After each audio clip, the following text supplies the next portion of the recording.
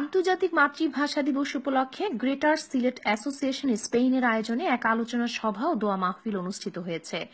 Spain থেকে সাইফুল আমিন জানান, 21শে ফেব্রুয়ারি রাত 10টায় মাদ্রিদের স্থানীয় রেস্টুরেন্টে আন্তর্জাতিক মাতৃভাষা দিবস উপলক্ষে প্রাকৃতিক সৌন্দর্যের লীলাভূমি সিলেট বিভাগ নিয়ে গঠিত গ্রেটার সিলেট অ্যাসোসিয়েশনের নির্বাচন কমিশনারের উদ্যোগে অনুষ্ঠিত হয় উক্ত আলোচনা সভা ও দোয়া মাহফিল।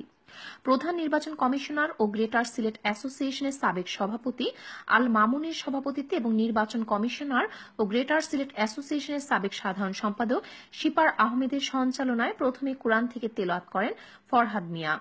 সভায় বক্তব্য রাখেন নির্বাচন কমিশনার ও বাংলাদেশ অ্যাসোসিয়েশনের সাধারণ সম্পাদক কামরুজ্জামান সুন্দর, নির্বাচন কমিশনার মুজাক্কির আহমেদ, আব্দুল কাইয়ুম মাসুক, আশফাকুল হক, আব্দুল কাইয়ুম পঙ্কি, সোহেল আহমেদ শামসু, ইসলাম উদ্দিন পঙ্কি, রমিজউদ্দিন, রিয়াজউদ্দিন লুৎফর, আবু জাফর রাসেল, সাইফুল আলম, ফজির আলী নাদিম, আব্দুল মোতালেব বাবুল, সায়েদ মিয়া, ফরহাদ হুসাইন, এইচ.এম. দবির তালুকদার, ফয়সাল ইসলাম, হুমায়ুন কবির রিগান, সাংবাদিক বকুল আহমেদ, সাজু মিয়া, সাংবাদিক সাইফুল আমিন, মিলাদ আহমেদ, জুয়েল আহমেদ, মালেক আক্তার, হুসাইন সহ আর অনেকে। বক্তারা তাদের বক্তব্যে ভাষা আন্দোলনের তাৎপর্য তুলে ধরেন, বিশেষ করে প্রবাসী বেড়ে ওঠা নতুন প্রজন্মকে যাতে বাংলা ভাষা শিক্ষা দেওয়ার প্রতি গুরুত্ব দেওয়া হয় সেই ব্যাপারে সবাইকে অনুরোধ জানান।